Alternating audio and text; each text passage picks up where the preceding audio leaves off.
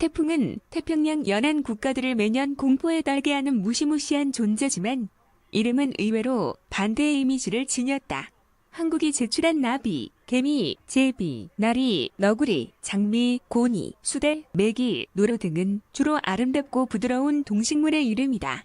여기에는 특별한 이유가 있다. 태풍은 한번 발생하면 어디로 지나갈지, 얼마만큼의 강도를 지닐지 예측하기 쉽지 않다. 그래서 순하고 작은 동식물의 이름을 붙여 온화하게 지나가 주길 바라는 염원을 담은 것이다. 일본이 내놓은 태풍 이름은 별자리다. 2010년 우리나라에 큰 피해를 줬던 태풍 곤파수가 그중 하나로 센타우루스 자리 남동쪽에 있는 컴퍼스 자리를 뜻한다.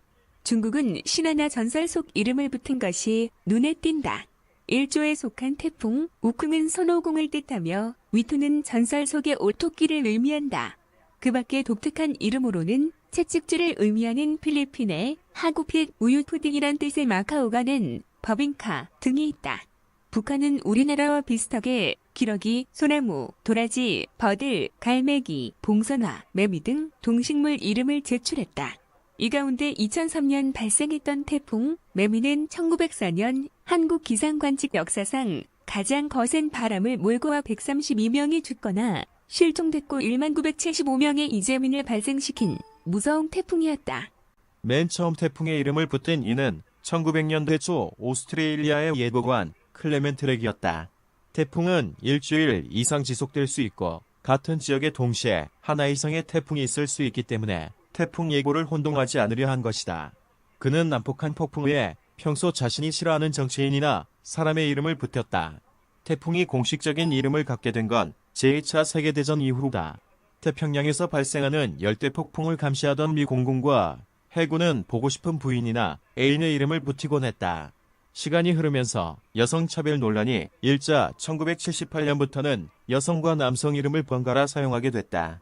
지금과 같은 방식으로 태풍 이름을 부르게 된 건 2000년 열린 제32차 태풍위원회 총회 이후다. 한국과 북한, 미국, 중국, 일본 등 아시아 태풍위원회에 소속된 나라 14개국이 10개씩 제출한 140개의 태풍 이름을 28개씩 5개 조로 나눠 각 국가의 영문 알파벳 순서로 그에 발생하는 태풍에 순차적으로 붙인다.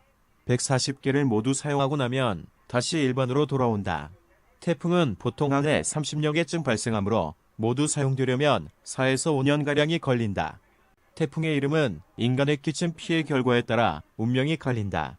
매년 열리는 태풍위원회 총회에서 그 해 막대한 피해를 준 태풍의 경우 회원국의 요청을 받아 가차없이 퇴출시킨다. 수많은 인명과 재산을 잃은 국가의 입장을 고려한 결정이자 장차 비슷한 피해가 발생하지 않도록 하려는 기원이 담겼다. 지금까지 모두 31개의 태풍 이름이 퇴출당했고 한 번 퇴출당한 이름은 다시 쓰이지 못한다. 대표적인 이름이 바로 매미다. 우리나라의 요청으로 2003년 이후 매미는 무지개로 대체됐다.